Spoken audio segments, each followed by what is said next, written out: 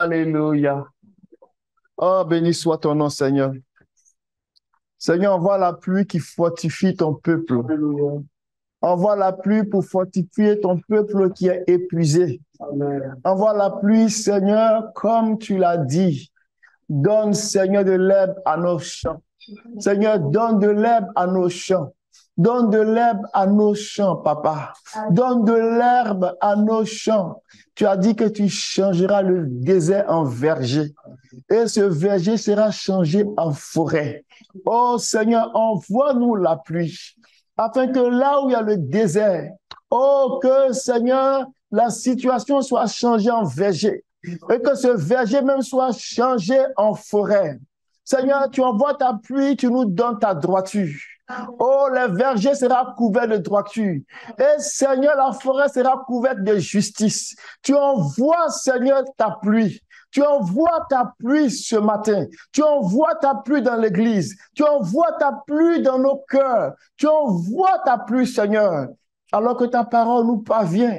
Qu'elle descende comme la pluie, comme la neige, Seigneur, qui descend, Seigneur, notre Dieu du ciel. Oh, elle ne peut retourner, notre Dieu, mais sans avoir fécondé la terre.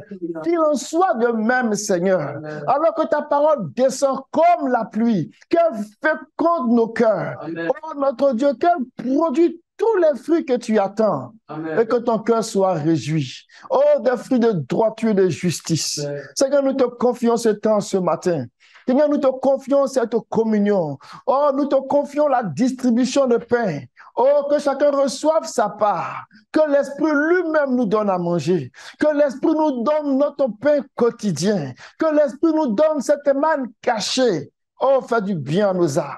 Que ta parole ne soit pas parabole, que ta parole ne soit pas énigme, Seigneur, mais que ta parole soit révélée, que ta parole nous parvienne de façon simple, mais de façon puissante, que ta parole vienne pour mettre, Seigneur, le doigt sur une situation, pour mettre le doigt sur un problème, pour donner la solution à notre Dieu, à une équation que nous vivons. Que ta parole vienne, qu'elle adoucisse nos âmes.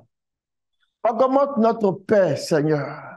Oh, augmente notre paix. Augmente notre paix, Seigneur.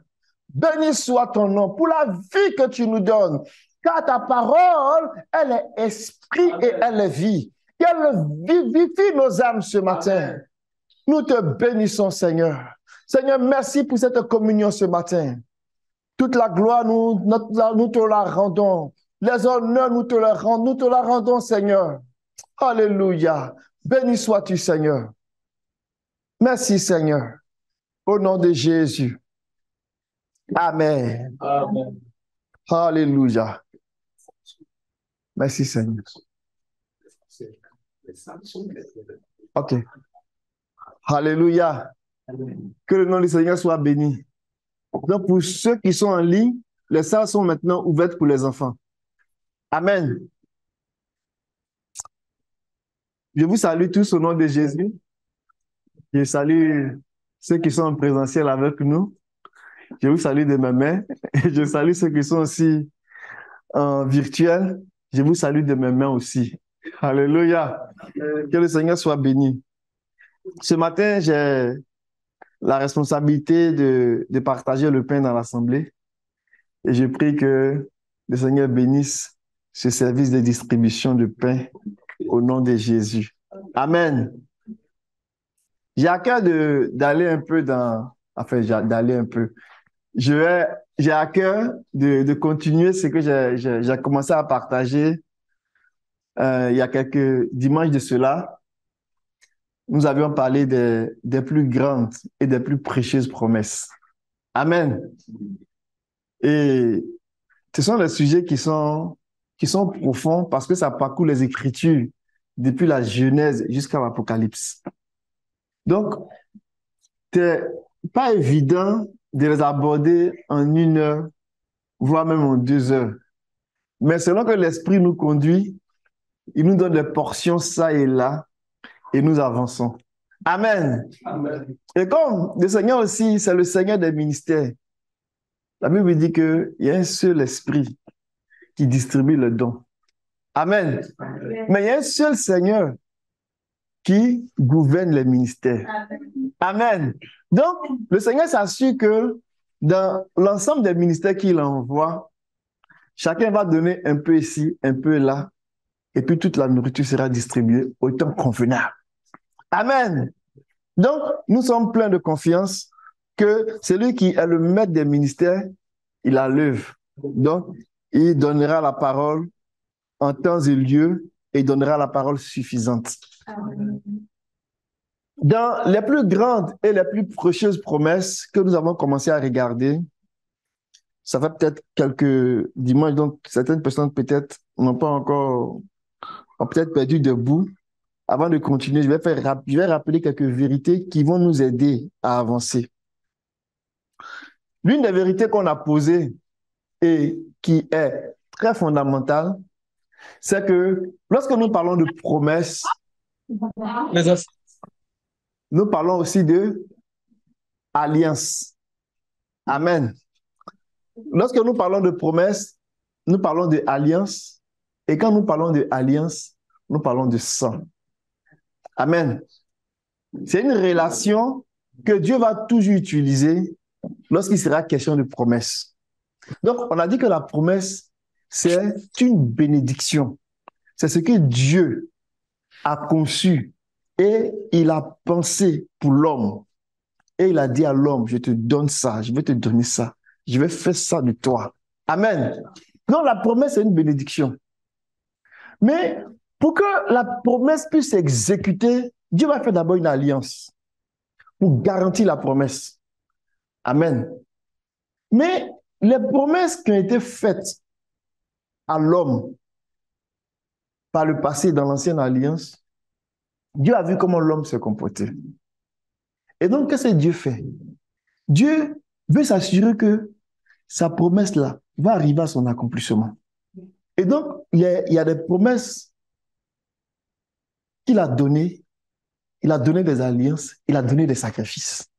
Pour que ces alliances-là, ces sacrifices-là, à travers le sang, quand ce sont des sacrifices sanglants, alléluia, quand ce sont des sacrifices sanglants, à travers le sang, on vient attacher l'alliance. Et puis l'alliance elle-même, là, quand elle est bien attachée, elle va garantir la promesse. Et la promesse va se réaliser. Maintenant, pour ce qui nous concerne, c'est que dans la nouvelle alliance avec Jésus, de la même façon que Moïse a scellé l'ancienne alliance avec le sang, Dieu a scellé la nouvelle alliance avec le sang, mais pas le sang de n'importe quoi ou de n'importe qui. Il n'a pas pris le sang des animaux, mais il a pris son sang lui-même. Amen. Quelqu'un dira, mais pourquoi même Dieu même il rend les choses compliquées? Lui-même, il a dit à Dieu, et puis il va venir encore prendre son sang. Mais ça, c'est pas l'heure où tout ça. Amen. Dieu est sage. Pourquoi Dieu fait ça? Dieu fait ça parce que là où on s'en va, là, on ne doit pas échouer. Donc, quand il y a des affaires qui sont critiques, il y a des affaires qui sont fondamentales, qui doivent se passer, Dieu s'envoie lui-même. Là, il est sûr que le messager ne va pas venir lui dire, Seigneur, tu sais, quand j'ai battu mon pied à taper caillou, donc je suis tombé. Il ne veut même pas entendre ça. Il veut que ça réussisse. Amen. Donc, lui-même, il s'envoie. Donc, il a la certitude que son projet ne va pas échouer. Donc, quand le Seigneur vient dans le jour de sa chair, c'est Dieu qui s'envoie lui-même. C'est un mystère. Et quand il s'envoie lui-même, le sang qu'il va verser à la croix, là, c'est en même temps aussi, dans sa sagesse, là, c'est le sang qui va venir sceller l'alliance. Pour faire quoi? Pour couvrir notre imperfection. Parce qu'il sait, il nous connaît. Et donc, ce sang-là va nous garder pendant qu'on sera en train de marcher avec lui dans l'alliance. Donc, aussi longtemps qu'on saura, on aura la connaissance du sang et on saura comment s'approprier le sang de Jésus, nous n'allons pas boiter. Amen. Nous allons marcher correctement. Et de victoire en victoire, le Seigneur va établir sa promesse en nous. C'est pour cela qu'il envoie le sang. Amen. Donc, cette vie du Seigneur-là va nous couvrir tout au long de notre marche. Et donc, ça va nous donner de l'assurance que ce qu'il nous a promis va l'accomplir. Amen. Gardons ça à l'esprit. L'autre chose qu'on a vue, c'est qu'on a dit que les plus grandes et les plus précieuses promesses-là, elles ont un objectif. Et cet objectif-là, ce n'est rien d'autre que de participer à la nature divine. Et on l'établit dans 2 Pierre, chapitre 1, le verset 4. On va lire la version de Semeur. La dernière fois, je ne sais pas si on avait le même Semeur là. On va le reprendre. On va lire le verset 4. C'est fondamental. Amen. D'où ça vient? Les plus grandes et les plus précieuses promesses là. Ça vient de ce passage de Pierre, de cette lettre de Pierre, cette épître de Pierre. Et Pierre va dire quelque chose de fondamental. Il a voulu par ses dons nous rendre conformes à ce que Dieu est. Est-ce que quelqu'un a une autre version?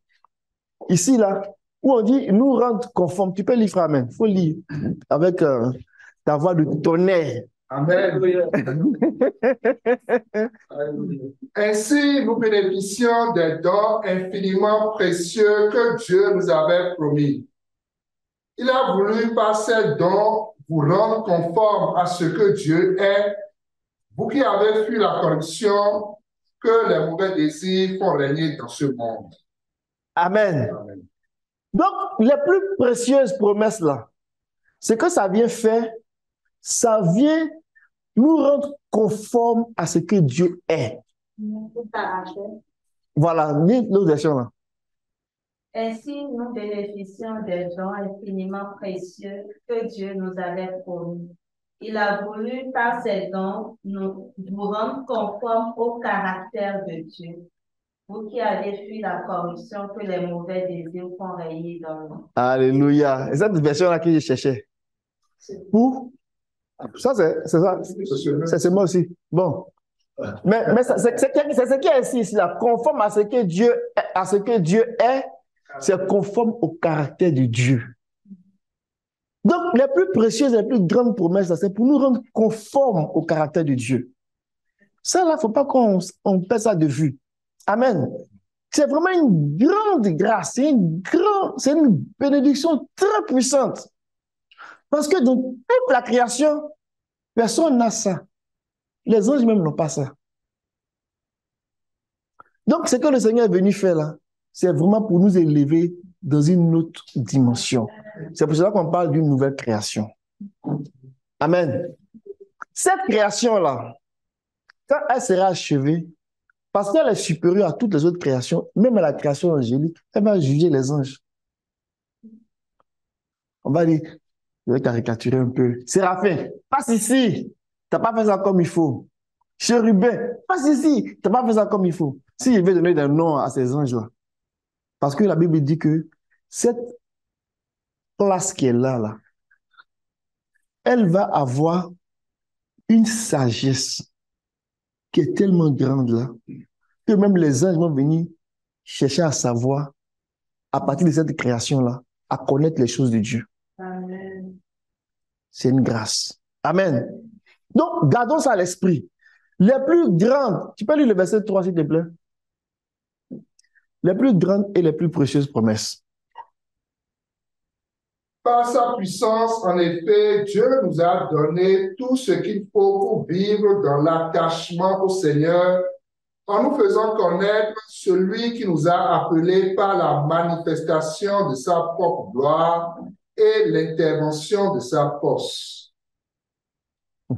Tu peux prendre le second.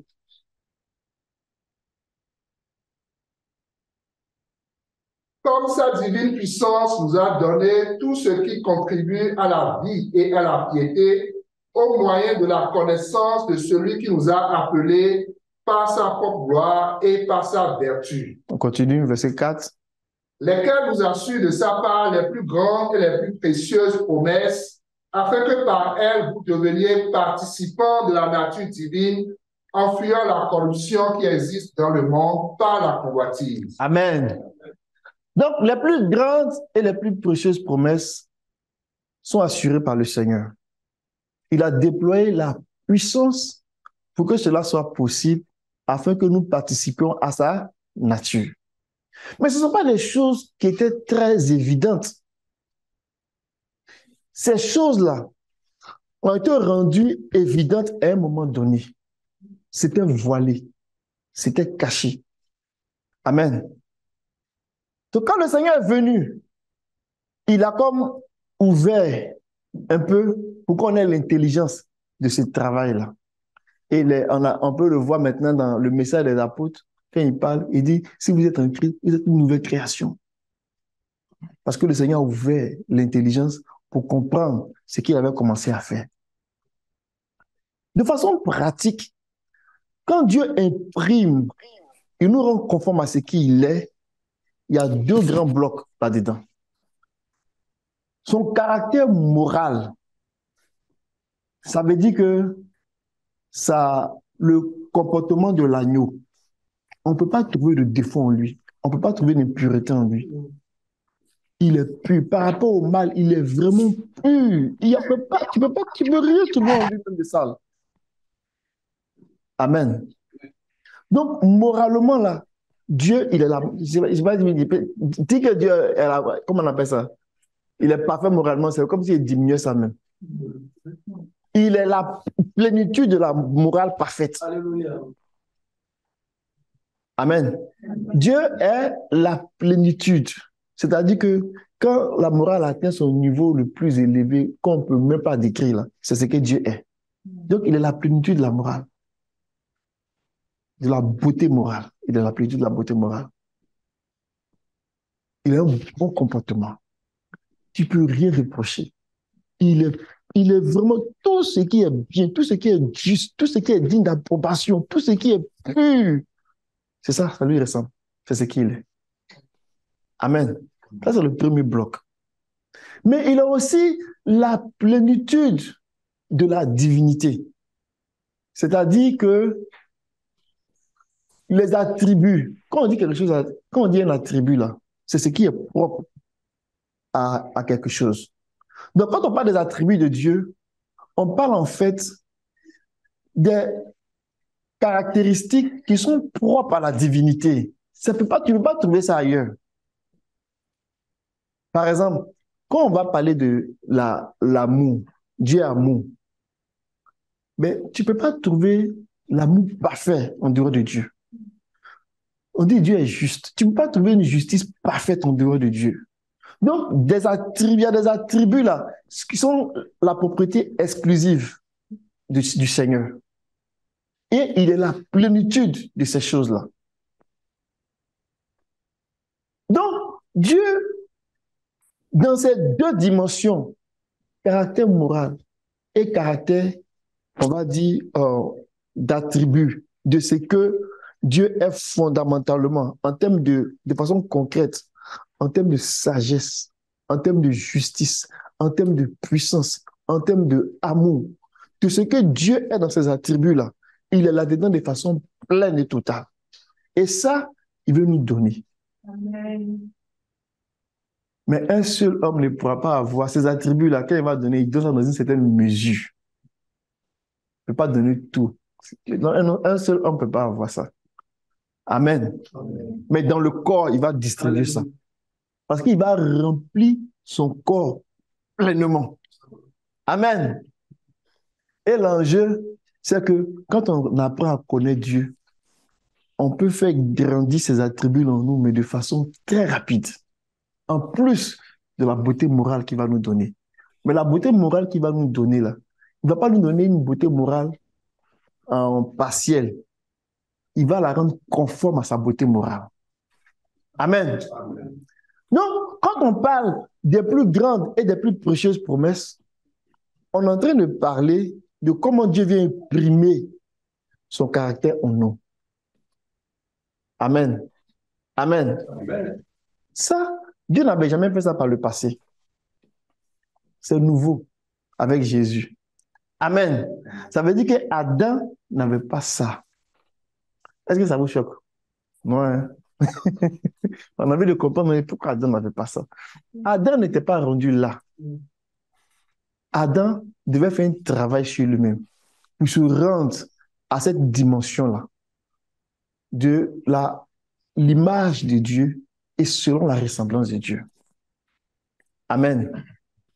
Mais pendant qu'il devait travailler à ça, il a trébuché, il a chuté. Donc, il était peut-être au niveau 0 pour aller au niveau 100. Mais il est tombé au niveau moins quelque chose. Moins 100, hein? Moins quelque chose. Donc, quand le Seigneur vient dans le jour de sa chair, déjà annoncé par des appels qu'il a fait avec les patriarches et renforcé avec Moïse, en choisissant Israël, jusqu'à ce qu'il vienne dans le jour de sa chair, il essayait, c'est une manière de faire, une façon de parler, de ramener l'homme au niveau 0. Mais ce n'était pas possible. Parce que les dispositions qui faisaient ça n'avaient pas tout ce qu'il fallait pour le prendre à moins et pour le ramener à 0. Adam, son sang là, était supérieur au sang des animaux. Or, le sacrifice pour couvrir, pour pardonner les péchés, pour expier les péchés, c'était avec le sang des animaux qu'on faisait. Donc, ça ne peut pas aller loin. Donc, on fait ce qu'on arrive, on a moins 5, on redescend. Il était difficile d'atteindre le 0. Mais quand le Seigneur lui-même vient, c'est pour cela qu'il s'envoie dans un sang qui n'est pas conçu de l'homme. Il vient et il nous ramène à ce niveau-là. Alléluia. Au niveau où Adam était. On va le voir tantôt. Maintenant qu'il nous ramène au niveau où Adam est, il va commencer le travail où Adam a laissé là.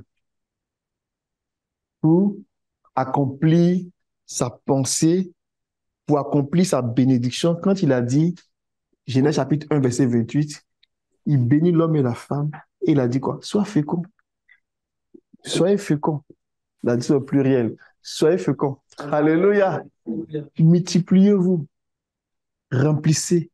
Assujettissez et dominez. Donc, c'est maintenant que notre histoire commence. Alléluia. Amen. Mais c'est vrai qu'on a une petite histoire aussi. Il nous a pris dans la boue, il nous a ramenés. Mais les vraies affaires commencent maintenant. Et quand on vient annoncer l'évangile avec les 2 trompettes d'argent, on vient annoncer les 2 niveaux de l'évangile, les 2 niveaux de la rédemption. Ce qu'Adam a perdu et ce qu'Adam doit aller chercher. Mais aujourd'hui, Babylone a tellement mélangé les choses. Ce message-là s'est perdu. Et quand le Seigneur vient pour restaurer l'Église et restaurer le message, ce n'est pas un nouveau message, restaurer le message pour qu'on puisse se réveiller pour dire, hey, les hommes, levez-vous. Il y a plus grand que ce qu'on vous avez entendu. Et les gens pensent qu'on est en train de... C'est une nouvelle secte, un nouveau mouvement qui a commencé. Ceux-là, ils ne prient pas ils n'ont pas de nom, ils font ceci, ça n'a rien à voir avec ça. Ce sont les chemins de Sion que le Seigneur est en train de nous faire découvrir à nouveau ce qui était perdu. Amen. Et donc, la question maintenant qui va se poser, c'est les plus grandes et les plus précieuses promesses là que Dieu a données ou les promesses que Dieu a promises à l'Église là. Comment on peut les saisir? Comment on peut rentrer là-dedans? Comment on peut les voir? Comment on peut les toucher? Comment on peut se l'approprier? Parce que ces promesses-là sont disponibles. La question qui est posée là, c'est une grande question. Amen. Amen.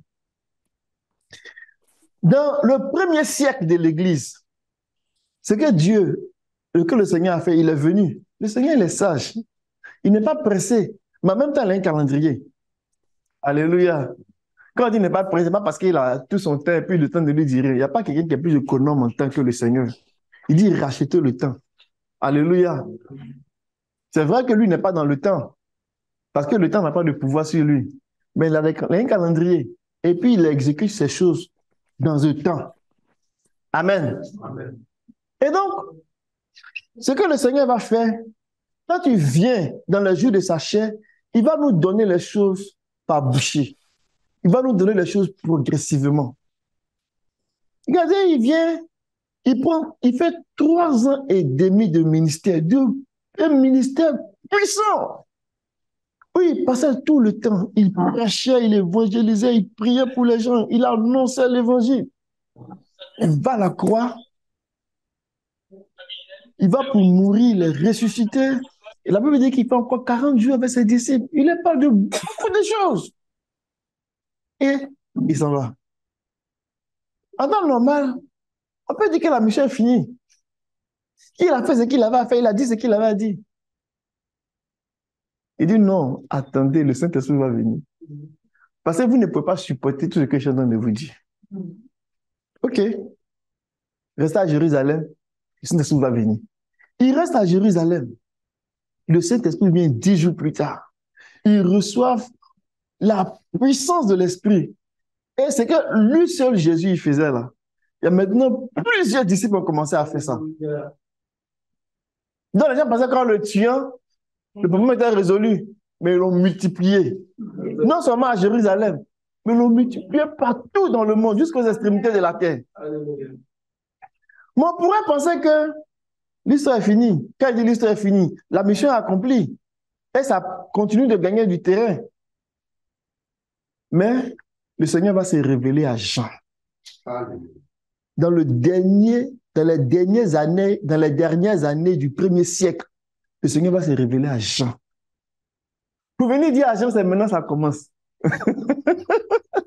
Alléluia. C'est merveilleux. C'est glorieux.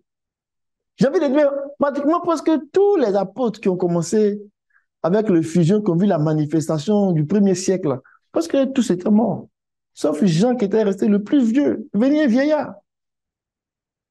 Quelque part sur une île de Patmos, Dieu va révéler à Jean des choses qui concernent les plus grandes et les plus précieuses promesses. La question c'est, ah Seigneur, pourquoi c'est maintenant ça vient? Pourquoi pendant que tu étais là, tu n'as pas donné ça? Parce que le Seigneur fait les choses étape par étape. Mais pendant qu'eux, ils étaient là, ils avaient ces choses dans les disciples. Mais les choses n'étaient pas encore très claires. Sinon, ce que Pierre a dit, c'est Pierre qui a dit, hein. Amen. Amen. Mais quand le Seigneur va montrer cette révélation à Jean, comment on fait pour arriver dans ça, Jean va avoir le détail du programme. Amen. Amen. Et donc, les plus grandes et les plus précieuses promesses là seront données à Jean, pour ne pas dire révélées à Jean, pour que Jean, à son tour, transmette ça aux églises. Pour voir qu'est-ce que Dieu va faire par la suite et comment il va le faire.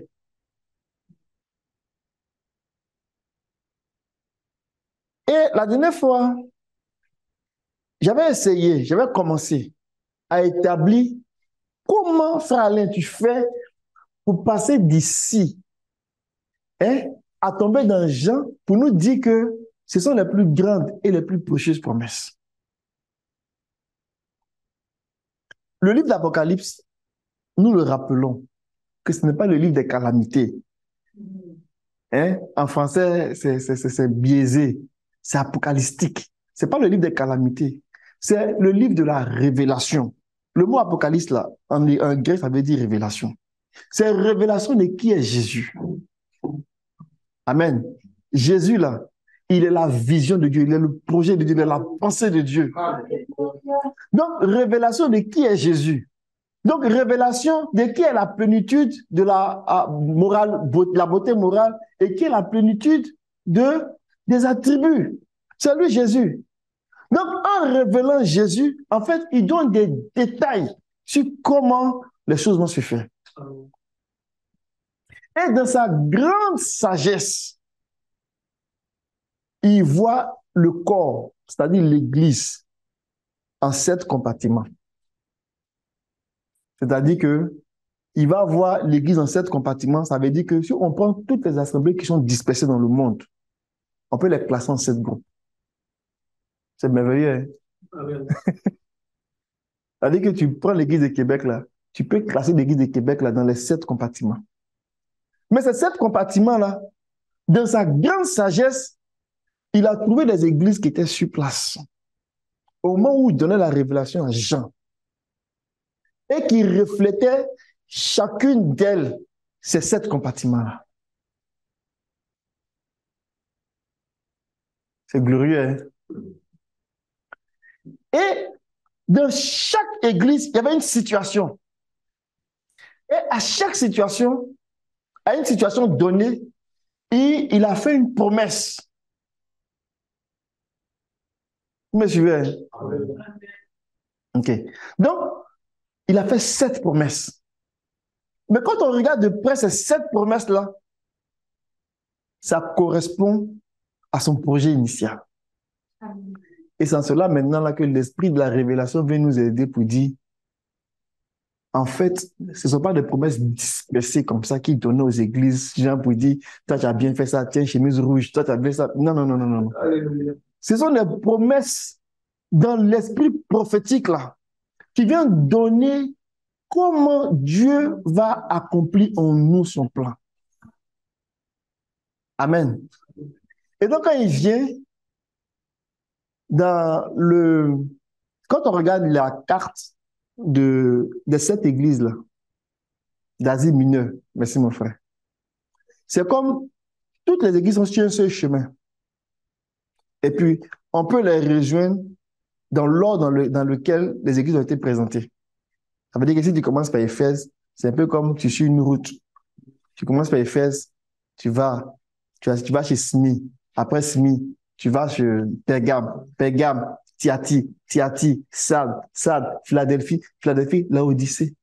Tu sais que tu ne parcours pas ça comme ça, puis tu vas trouver, par exemple, Laodicée. Non, non, non, non, non, non. Le Seigneur est sage. Alléluia. Quelle sagesse! Il a déjà attaché ses affaires longtemps. Et quand il arrive, ce qu'il va donner à Éphèse, là, il va aller donner quelque chose d'autre à Smi. Et quand on commence à regarder ce qu'il donne, les promesses qu'il a données aux églises, qu'il a distribuées aux églises, là, elles se complètent pour donner l'image finale de ce que Dieu veut. Regardons un peu ce qu'on a dit de ce que Dieu veut dans la Genèse, chapitre 1, verset 28. Pour ceux qui ont suivi un peu le séminaire de couple à Abidjan, et puis ceux qui ont eu l'occasion de lire les résumés que les femmes ont partagés, il y a quelque chose de très inspirant et de très pertinent. C'est vrai qu'on a pris ce passage pour expliquer le projet de Dieu pour un couple, mais en réalité, ce n'est pas pour le couple, j'ai envie de dire, hommes et femmes seulement. Non, c'est plus grand que ça. Sinon, les gens comme les Paul, là, ça ne les concerne pas. Vous me comprenez? Ça ne concerne pas les eunuques. Mais en réalité, ça concerne les hommes. Alléluia. Et dans ce projet ici, là, Dieu, il prend l'homme et la femme et puis il dit, je vous bénis. Donc, la bénédiction qu'il prononce sur eux, là, il va diviser ça à 5 niveaux. Mais les 5 niveaux, là, ça va donner, la bénédiction va donner elle contient la puissance elle-même pour réaliser ces 5 niveaux-là. Il dit, soyez féconds. Soyez féconds. Soyez féconds, c'est désirer ardemment devenir comme lui. Porter la sémence de devenir comme lui, là. C'est en toi-même. C'est ça que ça veut dire, soyez féconds. Multiplier notre capacité à transmettre cette sémence par nous à d'autres personnes. Quand Dieu appelle une personne, il voit 1000 personnes derrière elle. Amen. Amen. Quand Dieu appelait Abraham, c'est pas Abraham seulement il voyait la postérité, il voyait Christ. Amen. La troisième chose, il dit remplissez. Allez-y prendre le strong et puis regardez un peu les différentes définitions qu'ils m'ont donné de remplissez la terre. C'est ce que ça veut dire. J'ai pris quelques éléments ici. Remplir la terre, c'est s'exposer pleinement à la parole du Seigneur. Remplir la terre, c'est quoi? C'est remplir la terre de la vie. Le strong, là, il est révélateur. Il veut dire quoi? Il dit quoi? Il dit, ça veut dire aussi se consacrer, s'armer, s'outiller. Alléluia. Donc, tu es animé de la pensée de devenir comme lui. Amen. Tu es animé de la pensée de te développer, de devenir puissant, de te multiplier.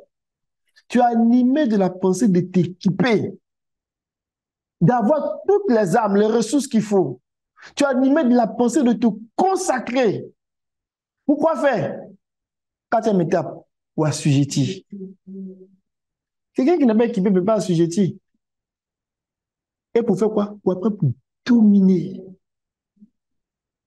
Mais ce que Dieu a donné à l'homme ici, là, c'est parce que l'homme se trouvait dans un environnement d'hostilité. Donc Dieu, il prononce des bénédictions puissantes pour que chaque de ces bénédictions-là se décline. J'ai envie de dire, en lui à plusieurs niveaux, jusqu'à ce qu'il arrive à un niveau où il domine les ténèbres. Amen. Amen. On peut faire un parallèle avec cette bénédiction-là et les 7 promesses. Ici, à la fin, on voit la domination. Mais la domination, c'est le règne. Amen. Amen. Amen. Et il prend les églises, on regarde les différentes promesses. La promesse qui est faite à Laodicée, qui est la dernière, il dit que si tu es vainqueur, à celui qui vaincra, je ferai de lui quoi? Il va s'asseoir sur mon trône.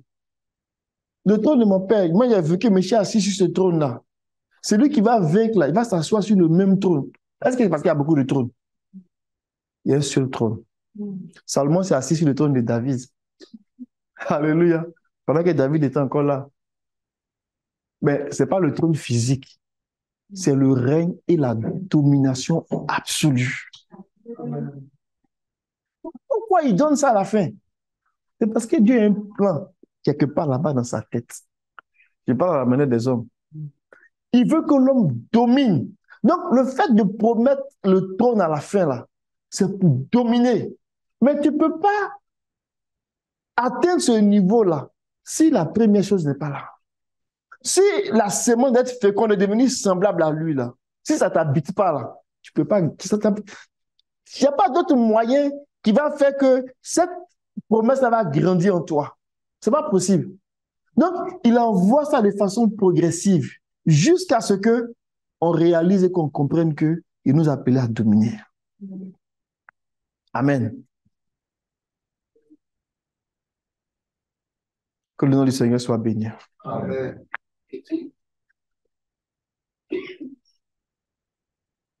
Lorsqu'on examine les 7 promesses, on voit vraiment la progression. Le désir de devenir comme lui. Quand on commence à manger les fruits de l'arbre de la vie, là, c'est ça qui avait un produit en nous. Il a dit à Éphèse, la première promesse, c'est lui qui vaincra. Il mangera quoi? L'arbre de la vie. Alléluia. Ça vient créer son lui. Amen. Asmi, ça va développer une carapace pour protéger cette sémence-là. Parce qu'il y a un risque d'avorter le projet. Donc, Asmi, ça va développer cette carapace-là. Ça va protéger la sémence de devenir semblable à lui.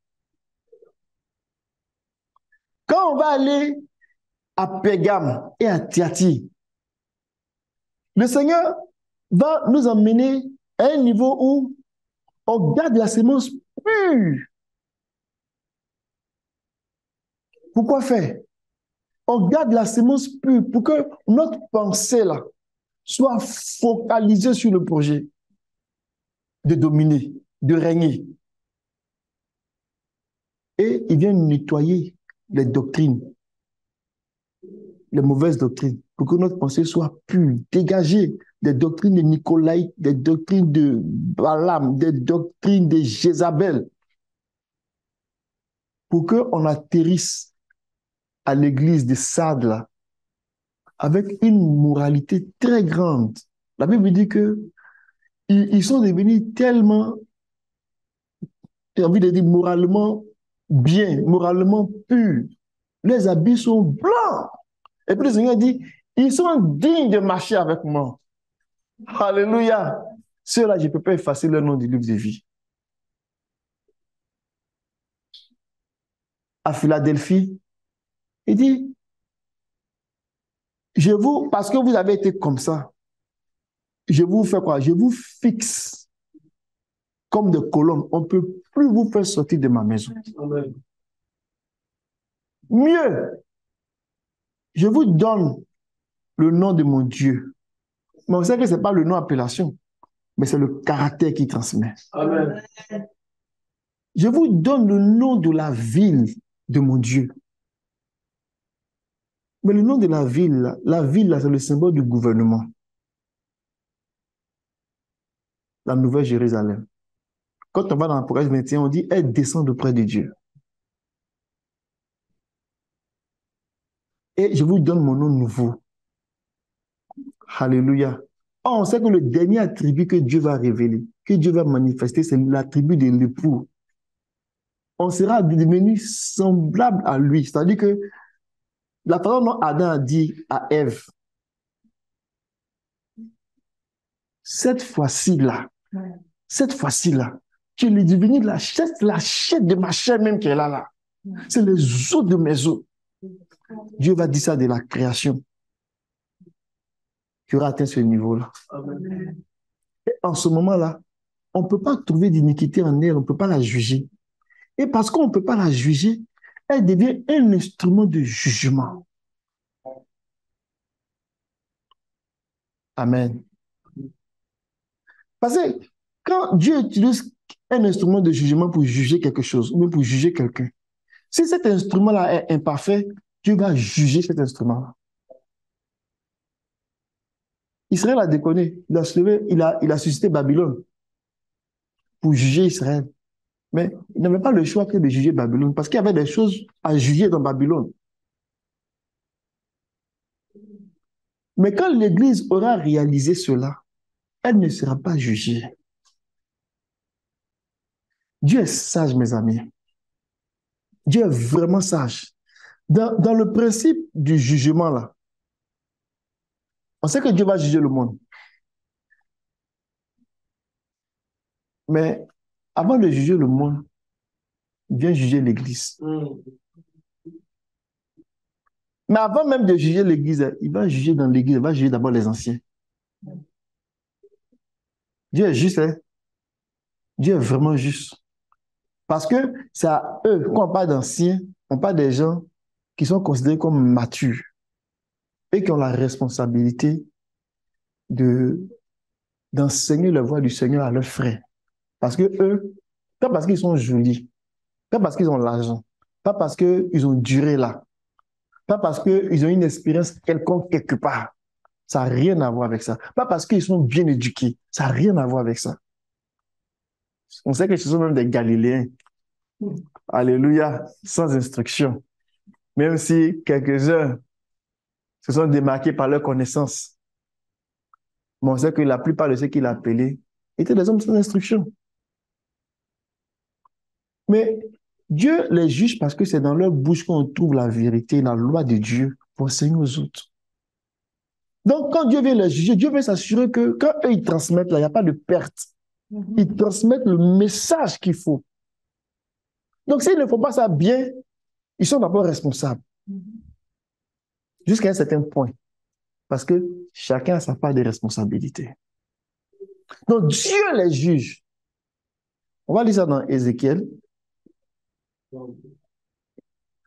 Et que Dieu nous aide. Ce n'est pas un titre, malheureusement, dans les assemblées aujourd'hui. Le fait de devenir ancien, c'est devenir un titre. On pense que c'est une façon de venir dominer sur les frères. Ce que le monde fait, et ils le font très mal. Dominer l'homme, rendre des gens esclaves. Dieu n'est pas comme ça. Au contraire, il a dit le Fils de l'homme, lui, il est venu pour servir. Amen. Il est venu pour servir. Regardons dans Ézéchiel 9. Il va dire à partir du verset 1. Puis il cria d'une voix forte. Approchez-vous, vous qui devez châtier la ville. On sait que la ville, c'est l'église. Amen. Le symbole de l'église. Donc, châtier la ville, châtier l'église apostate. Parce que quand tu fais ça bien, il n'y a pas de raison que tu sois châtié. Amen. Que tu sois jugé. Parce qu'on vient juger, le Seigneur vient juger le mal, il vient juger le péché. Donc, s'il vient juger le mal, il vient juger le péché, et qu'il n'y a rien à trouver en toi, tu ne seras pas jugé. Vous me comprenez, non? Il dit, approchez-vous, vous qui devez châtier la ville, chacun son instrument de destruction à la main. Et voici 6 hommes arrivaient par le chemin de la porte supérieure du côté du septentrion, chacun son instrument de destruction à la main. Il avait au milieu d'eux un homme.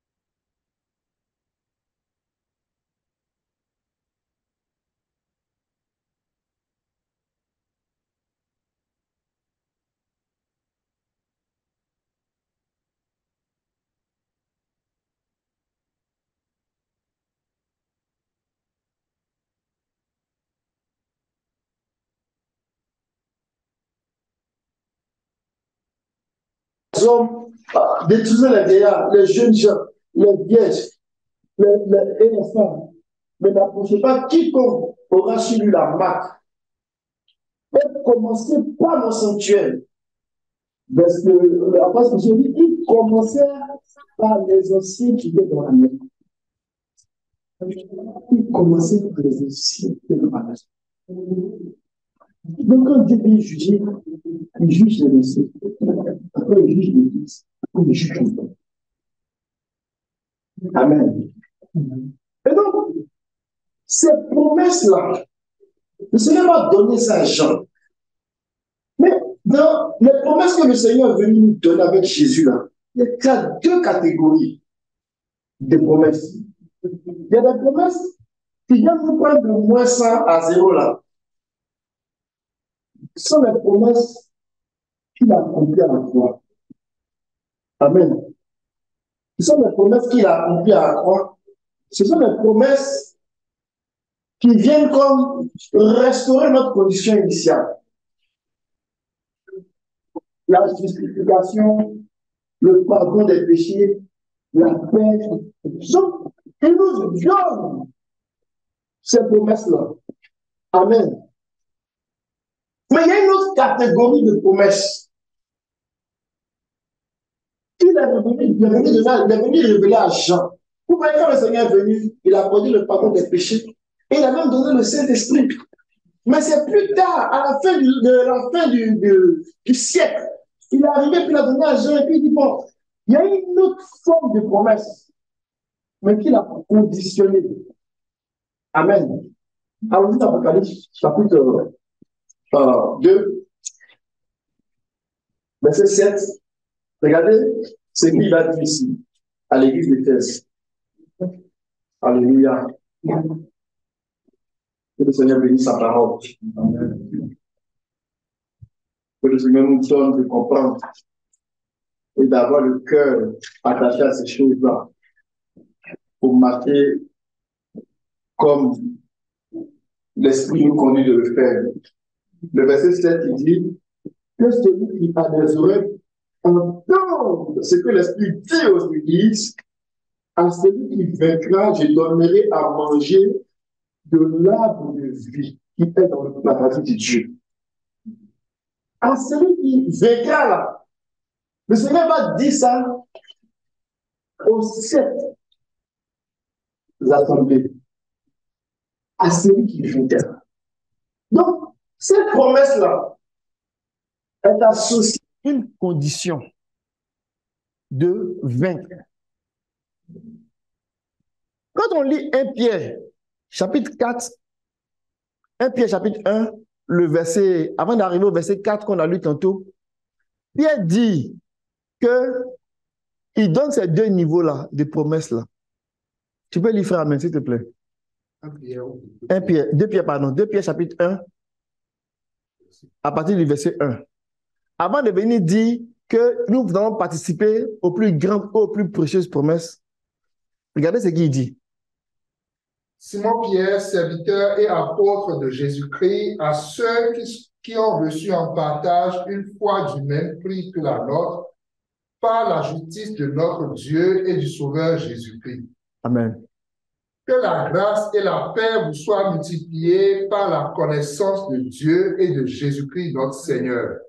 Il parle à des gens qui sont nés de nouveau, qui ont déjà reçu la nouvelle naissance.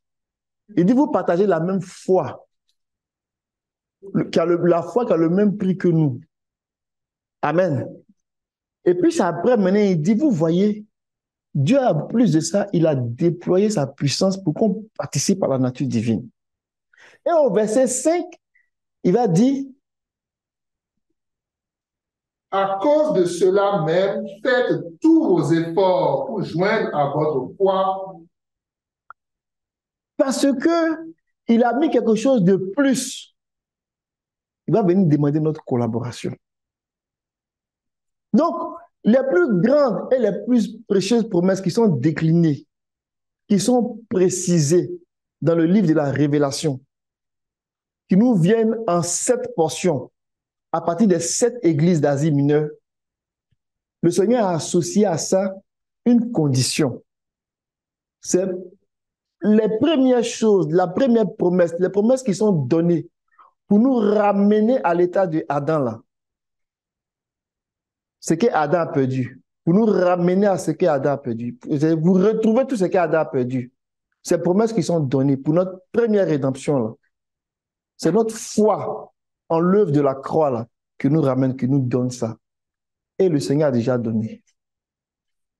Pour ceux qui ont accepté le Seigneur, pour ceux qui sont nés de nouveau, ils retrouvent la condition de Adam. Ça peut paraître un peu trop facile, mais c'est ça qui est la bonne nouvelle. Alléluia. Maintenant, il dit, maintenant que tu as retrouvé les conditions de Adam là, il faut que tu fasses des efforts pour ajouter à ta foi d'autres choses. Amen. Et c'est traduit maintenant autrement. Quand Jean en parle, il dit à celui qui vaincra. Donc, les plus grandes et les plus précieuses promesses là, c'est réservé aux vainqueurs. Vous me comprenez? C'est réservé aux vainqueurs. Dans Apocalypse chapitre 21, le verset 7. Alléluia. Que le Seigneur soit béni. À celui qui vaincra. On retrouve encore cette expression-là. Oui. Celui qui vaincra héritera ces choses. Je serai son Dieu et il sera mon fils. Dans la version anglaise, on ne va pas dire héritera ces choses. Héritera toutes choses. Alléluia. Celui qui vaincra là, il héritera toutes choses. Tout ce qui appartient à Dieu va hériter ça. Le livre d'Apocalypse, c'est un tout. Amen. Ce que Jean a reçu là, c'est-à-dire que les lettres qu'on lit pour chacune des églises là, c'est une façon de parler pour dire, église d'Éphèse, voici ta lettre. pour juger en ce moment où il avait ça. Le Seigneur avait vraiment des choses à dire sur l'église d'Éphèse. Donc, il parlait à Éphèse et puis il pointait son doigt sur un problème précis. Et puis, il y avait vraiment des gens d'Éphèse qui connaissaient la loi, ils connaissaient les Écritures, ils étaient assis dans les Écritures. Éphèse, là, c'est l'église qui avait le niveau, le livre d'Éphèse, là. C'est quoi l'écrit à Éphèse, là? Le niveau de connaissance qu'il y a dans Éphèse, là, les mystères qu'il révèle là-dedans, là. Si on veut classer en termes de complexité, là, après Apocalypse, c'est Éphèse qui vient. Pour vous donner une idée de comment ils étaient assis. Quand Paul leur parlait, puis il dit, vous pouvez avoir une idée du mystère que j'ai de Christ. Ils étaient très avancés, Éphèse.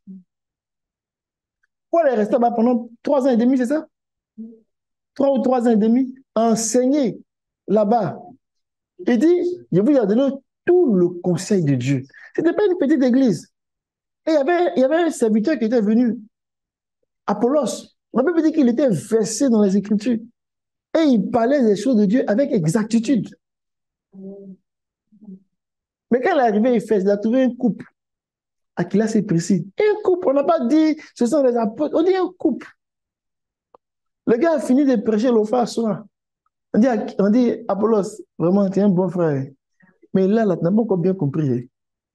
Ils ont commencé à expliquer à Apollos plus exactement la voie du Seigneur. Une église comme ça, quelqu'un peut venir rentrer, il va faire ce qu'il veut. Pas possible. On dit qu'ils ont identifié les apôtres, les faux apôtres. Et puis on dit, vous là, vous n'êtes pas les vrais apôtres. Parce qu'on ne pouvait pas faire rentrer n'importe quelle doctrine Éphèse. Éphèse était solide. Connaissance des Écritures, connaissance des doctrines. Ils étaient solides. Mais Éphèse avait perdu son premier amour. Et donc, quand Dieu parlait vraiment à Éphèse, là, il venait pointer du doigt quelque chose. Paul, certainement par révélation, quand il donnait le conseil à Éphèse, le dernier verset qu'il a donné à Éphèse, il dit, vous qui aimez le Seigneur, là, aimez-le d'un amour inébranlable. Amen. Quelques années après, le Seigneur écrit à Éphèse, et puis il dit, ah, vous avez perdu votre amour inébranlable. Donc, le Seigneur parlait effectivement à chacune des églises pour régler un problème précis. Il ne faut pas qu'on perde ça de vue. Mais quand on commence à rentrer dans l'esprit de la prophétie, l'esprit nous fait comprendre que la lettre qui est lue à Éphèse, là, elle doit être aussi lue à Smyrne. Amen. Elle doit être lue dans les autres églises. C'est pour ça qu'il dit que celui qui a des oreilles, il écoute ce que l'esprit dit aux églises. Amen. Donc, ce que Dieu a écrit là, aux églises là, ça ne se limite pas à Apocalypse 2 et Apocalypse 3. Quand on regarde Apocalypse 4, il dit la voix, parce qu'avant d'écrire là, il dit qu'il a entendu la voix du Seigneur, comme une trompette. La voix ne s'est pas arrêtée à l'Apocalypse 2 et Apocalypse 3. Parce que dans Apocalypse 4, il dit la même voix qui me parlait, j'ai entendu, il m'a dit monte ici. Je vais te montrer des choses encore plus grandes pour t'expliquer en fait ce qui s'est passé dans 2 et 3 là. Comment on fait pour aller s'asseoir sur le trône? Et c'est pour cela que quand on arrive dans Apocalypse 21, on rappelle encore la promesse à celui qui vaincra, il héritera toutes choses. Amen. Amen. Les plus grandes et les plus précieuses promesses nous seront données, ou bien nous sont données en portions progressives qui vont s'accumuler jusqu'au trône, jusqu'à la domination. Amen. Et c'est Dieu qui fait ça dans sa sagesse. Et on peut donner l'image de la femme. La dernière fois, on en a parlé. C'est comme une femme qui est enceinte. Et prenons Apocalypse 12. Cette image encore, elle-même, elle parle d'elle-même. Je parlais comme mon frère Jean-Philippe. Elle coule d'elle-même. Alléluia. On nous montre une femme qui porte un enfant dans son sein. En fait, l'enfant qu'elle porte dans son sein, cette femme-là, c'est l'évangile, c'est l'alliance de l'évangile. On dit, ah, c'est quoi ça? C'est bizarre, l'alliance. Oui, c'est une femme. L'évangile, l'alliance de l'évangile, c'est une femme. Quand nous entrons en alliance avec Dieu, nous rentrons en commerce avec Dieu. Alléluia. C'est une femme qui porte un enfant. L'alliance de l'évangile, là, elle a atteint un certain niveau dans la marche avec Dieu et elle porte un enfant.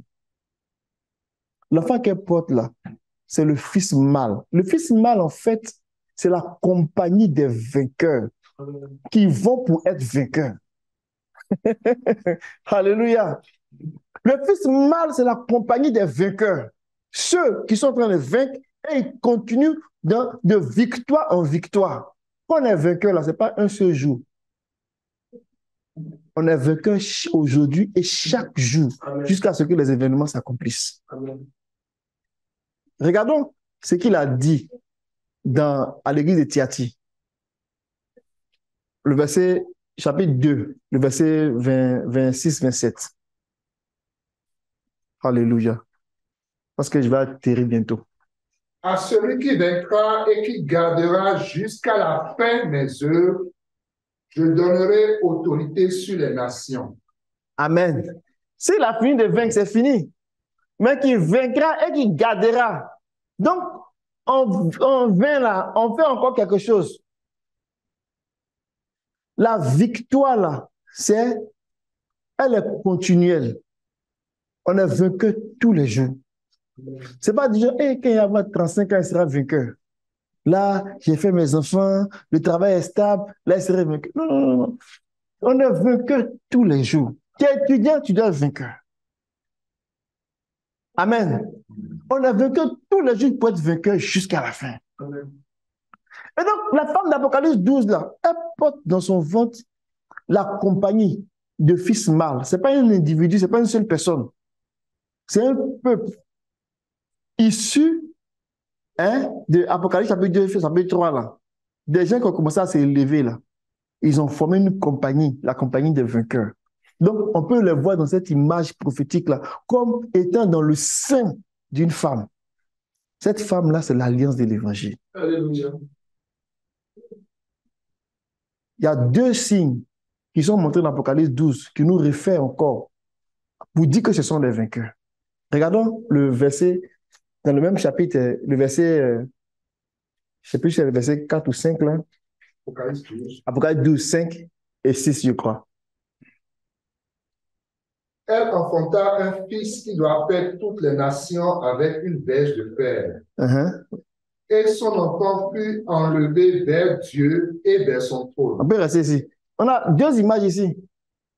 On a le trône et puis on a quoi? Va perdre toutes les nations avec une verge de fer. C'est le fils mâle. À Thyatire, celui qui vaincra, on lui donnera quoi? Une verge de fer pour perdre les nations. Donc, on s'adresse ici à la compagnie des vainqueurs. À Laodicée, il va monter sur le trône. On s'adresse ici encore à la compagnie des vainqueurs. Donc, l'enfant que la femme la porte, c'est la compagnie des vainqueurs. Amen. Donc, ils s'en vont pour vaincre. Donc, l'image qui est donnée dans les 7 promesses-là, c'est comme une femme qui est enceinte, qui a conçu, qui est féconde. Alléluia! Hein? Elle est enceinte, elle a conçu, elle est féconde. Et la grossesse progresse jusqu'à un certain niveau. L'enfant sort. On lui donne une verge pour perdre des nations. Comme disait un frère, une verge de fer, là, ce n'est pas léger, hein, c'est lourd. Mais tu dis, c'est un enfant, donne-lui le temps de pouvoir avoir les muscles pour soulever la verge. C'est pour cela que l'enfant sera enlevé. Pour pouvoir avoir toute la carrure nécessaire pour devenir un homme. Amen. C'est-à-dire que c'est un enfant mâle, c'est un garçon, mais il n'a pas encore toute la force, toute la puissance. On ne parle pas des hommes naturels, on parle d'un corps spirituel. Donc, il doit s'élever vers Dieu, gagner en consécration, avoir les muscles spirituels, être prêt pour la bataille, être prêt pour le combat et pouvoir manier la verge de fer. En ce moment-là, l'enfant est apte à s'asseoir sur le trône. Donc, la promesse de Laodicée. Donc, les promesses là ne sont pas isolées. Les promesses sont données de façon précise.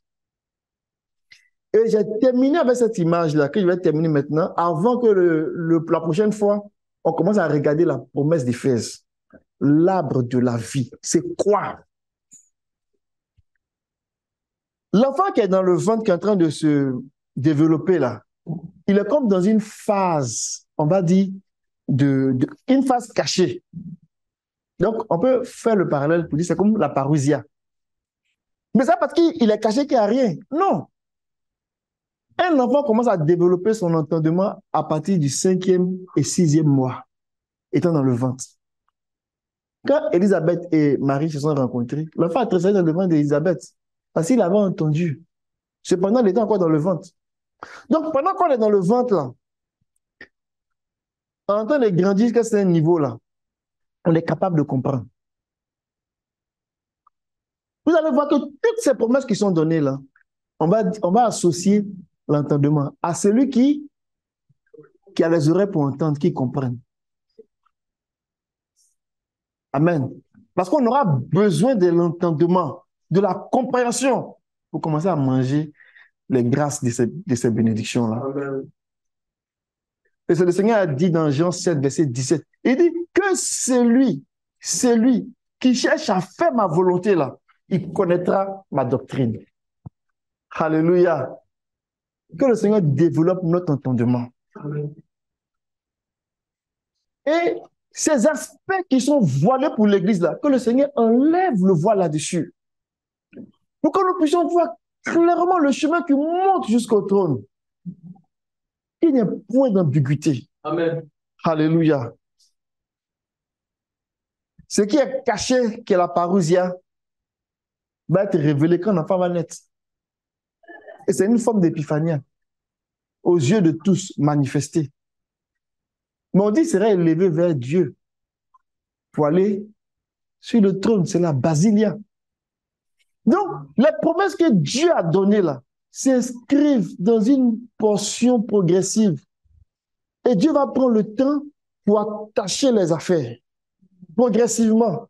Et la bonne nouvelle, c'est que à chaque étape, il va venir mesurer où on est rendu. Parce qu'il s'appelle le Dieu des mesures. Amen.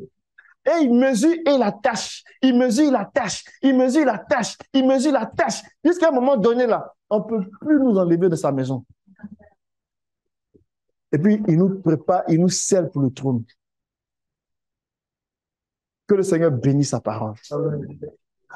Que le Seigneur ouvre notre intelligence. Que le Seigneur donne des habiletés pour entendre et comprendre. Pour profiter de toutes ces promesses qui sont disponibles. Afin que son caractère s'imprime en nous au nom de Jésus. Mais alors que nous allons pour imprimer le caractère de Dieu en nous, il nous guérit de toute maladie. Amen. Il nous guérit des situations boiteuses. Il nous guérit de toutes les infimités de Adam. Parce que c'est pour ça qu'il est venu aussi. Pour nous rendre forts, pour continuer le chemin. Alors que nous recevons ces paroles, qu'elles produisent la guérison nécessaire, le repos nécessaire, pour que nous puissions nous concentrer sur l'arbre qui est dans le paradis de Dieu, dans le puissant nom de Jésus. Amen. Nous allons prier le Seigneur. Alléluia. Gloire à toi, Seigneur.